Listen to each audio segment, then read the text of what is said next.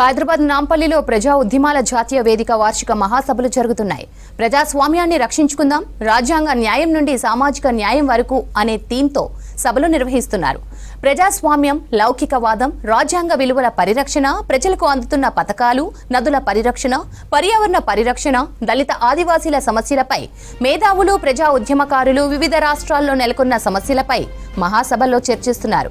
30 ఏళ్లుగా సహజ వనరుల రక్షణ, ప్రజల హక్కుల కోసం పోరాటాలు చేస్తున్నామన్నారు NAPM ప్రతినిధి కిరణ్ కుమార్.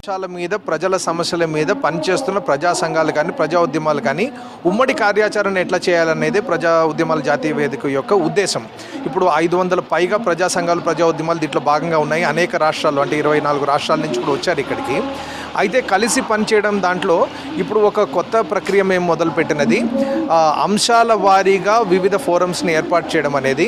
ఇప్పుడు నేషనల్ అగ్రేరియన్ అలయన్స్ అంటే రైతాంగ సమస్యల మీద పనిచేసే ఒక వేదిక NAPM తరఫున ఒకటి జాతీయ స్థాయిలో ఏర్పాటు చేయడం జరిగింది.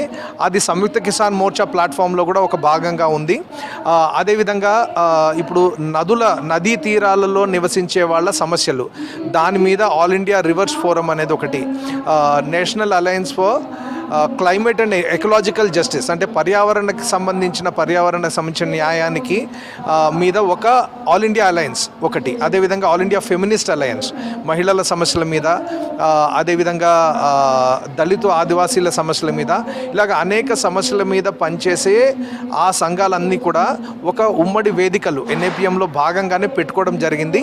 మనము NAPMగా సాధారణ ప్రజలతోటి, చిన్న సన్నకారు రైతులతోటి, వ్యవసాయ కూలీలతోటి పనిచేసే మన సంఘాలు ఇలాగ అనేక రాష్ట్రాల నుంచి కూడా ఈ అంశాల మీద పనిచేస్తున్న వాళ్ళందరూ కూడా ఈ ఫోరం ద్వారా మనము పర్యావరణ సమస్యలు ఇంకా బలంగా దేశవ్యాప్తంగా దీనికి సంబంధించిన సమస్య పరిష్కారానికి ఎట్లా కృషి చేయగలం అనేది చర్చించారు. అదేవిధంగా రాష్ట్రాల నుంచి ఇప్పుడు 24 రాష్ట్రాల నుంచి వచ్చారు కాబట్టి వాళ్ళ రాష్ట్రాల్లో NAPM సంఘటన ఎట్లా ఉంది, సో ఈ విధంగా రాజకీయ పార్టీలు అన్నీ కూడా రాజ్యాంగ రక్షణ, ప్రజాస్వామ్య రక్షణకి మీరు బాధ్యత తీసుకోవాలి, దాని గురించి మీరు ఏం చేస్తారు చెప్పండి అనే రకమైన ఒక సెషన్ రేపు జరుగుతుంది.